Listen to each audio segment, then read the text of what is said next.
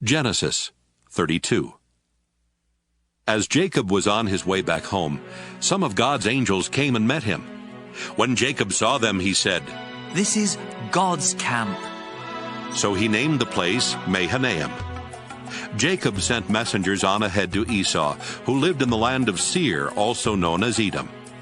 Jacob told them to say to Esau, "Master, I am your servant. I have lived with Laban all this time, and now I own cattle, donkeys, and sheep, as well as many slaves. Master, I am sending these messengers in the hope that you will be kind to me."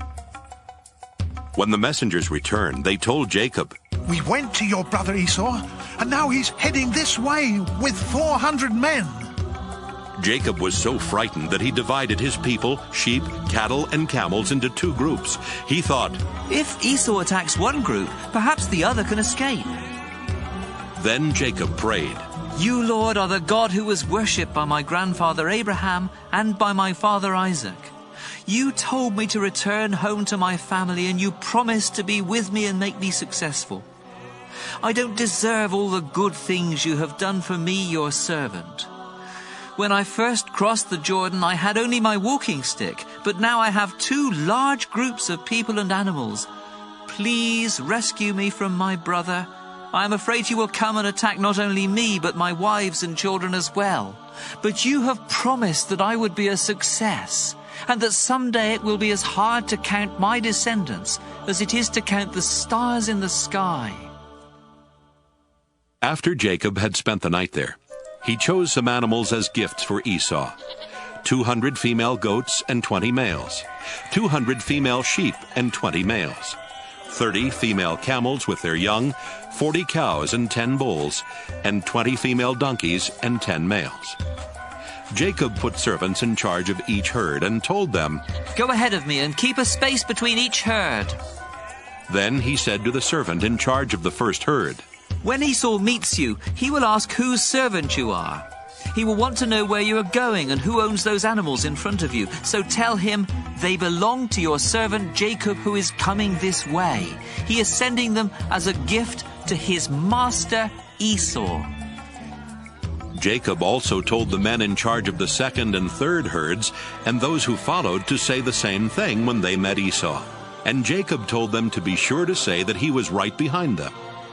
Jacob hoped the gifts would make Esau friendly, so Esau would be glad to see him when they met. Jacob's men took the gifts on ahead of him, but he spent the night in camp. Jacob got up in the middle of the night and took his wives, his 11 children, and everything he owned across to the other side of the Jabbok River for safety. Afterwards, Jacob went back and spent the rest of the night alone. A man came and fought with Jacob until just before daybreak. When the man saw that he could not win, he struck Jacob on the hip and threw it out of joint. They kept on wrestling until the man said, "Let go of me. It's almost daylight." "You can't go until you bless me," Jacob replied. Then the man asked, "What is your name?" "Jacob," he answered. The man said, "Your name will no longer be Jacob. You have wrestled with God and with men, and you have won.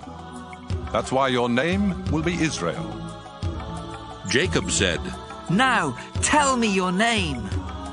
"Don't you know who I am?" he asked, and he blessed Jacob. Blessed Jacob.